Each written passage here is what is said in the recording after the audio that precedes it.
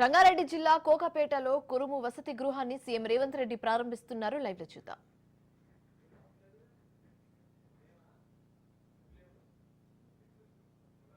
అవుతుంది ఆర్య ఈ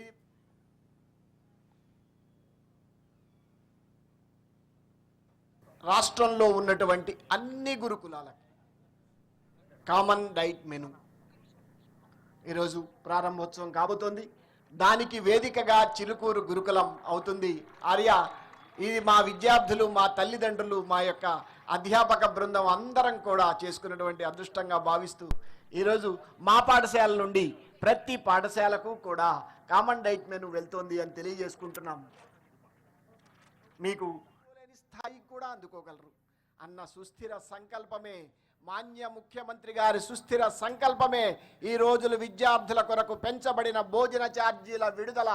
ఒక్కసారి అందరూ కూడా తల్లిదండ్రులు, విద్యార్థులు, అధికారులు అందరూ కూడా కరదాల ద్వారా ఈరోజు ఈ విడుదల కార్యక్రమాన్ని స్వాగతించవలసిందిగా కోరుకుంటున్నాం. ఇది ఏకరూప భోజన పదార్థాల పట్టిక. అన్ని గురుకులాలలో కూడా ఒకే విధమైనటువంటి మెను. ఒక్కసారి గురుకుల విద్యా విధానాన్ని, వసతి సౌకర్యాల కల్పన ప్రావీణ్యతను కూడా పెంచబడింది. ఈరోజు 40% పెంపుదలతో ఒక్కసారి గురుకుల రూపురేఖలు మారుతున్నాయి. విద్యార్థుల సంతోషాల ద్వారా ఒక్కసారి తెలియజేస్తారని ఆశిస్తున్నాం.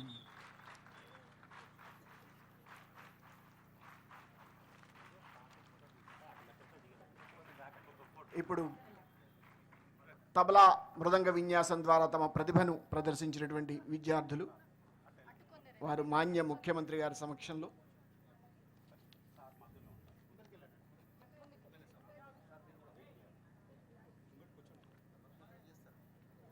విద్యార్థుల సమక్షంలో ఫోటో దిగుతారు.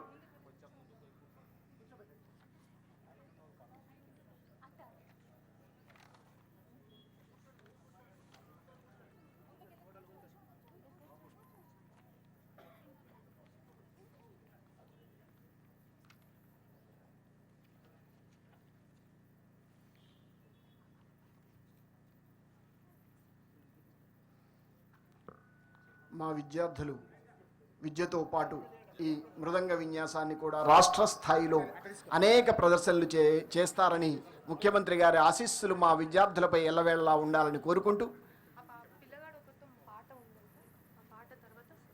ఇప్పుడు నందకిషోర్ ఈ అబ్బాయి ఒక యూట్యూబ్ ఛానల్ని కూడా నడుపుతున్నాడు.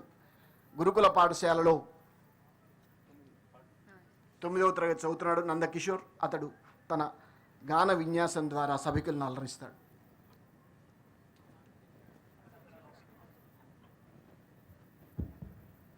ముందుగా ఈ వేదికను అలంకరించిన పెద్దలు, గౌరవనీయులు, పూజ్యులు, పితృ సమానులు, గౌరవ తెలంగాణ రాష్ట్ర ముఖ్యమంత్రి గారు శ్రీ యనుమల రేవంత్ రెడ్డి గారు, మరి అలాగే చేవెళ్ళ నియోజకవర్గ ఎమ్మెల్యే శ్రీ కాళయాదయ్య గారు, పట్నం మహేందర్ రెడ్డి గారు, ఇక్కడికి విచ్చేసిన ప్రతి ఒక్కరికి పేరు పేరున వందనాలు తెలియజేస్తున్నాను.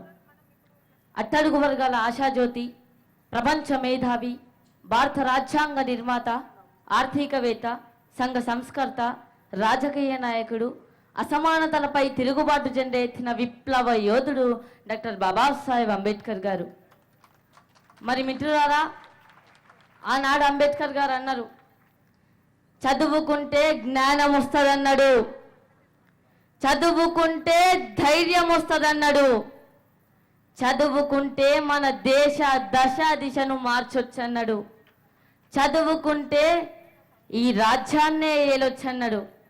మరి మనమంతా కూడా ఎంతో బాగా చదువుకొని మన తల్లిదండ్రుల పేరు, మన పాఠశాల పేరు, మన గురువుల పేరు, మన మండలం పేరు, జిల్లా పేరు, రాష్ట్రం పేరు, దేశం పేరు నిలబెట్టాలని కోరుకుంటూ, చదువే జ్ఞానం, చదువే ధైర్యం, చదువే లక్ష్యం, చదువే గమ్యం, చదువే జ్ఞానం, చదువే ధైర్యం, చదువే లక్ష్యం, చదువే గమ్యం. పాఠశాలలోనే బ్రతుకును తీర్చిదిద్దుకుందాం. చదువులమ్మ ఒడిలో మన భవిత మార్చుకుందాం. పాఠశాలలోనే బ్రతుకును తీర్చిదిద్దుకుందాం. చదువులమ్మ ఒడిలో మన భవిత మార్చుకుందాం. కష్టాలనైనా కన్నీళ్ళనైనా కడతీర్చేది చదువేరా, కల నెరవేర్చేది బడియేరా. చదువే జ్ఞానం, చదువే ధైర్యం, చదువే లక్ష్యం, చదువే గమ్యం. పాఠశాలలోనే బ్రతుకును తీర్చిదిద్దు.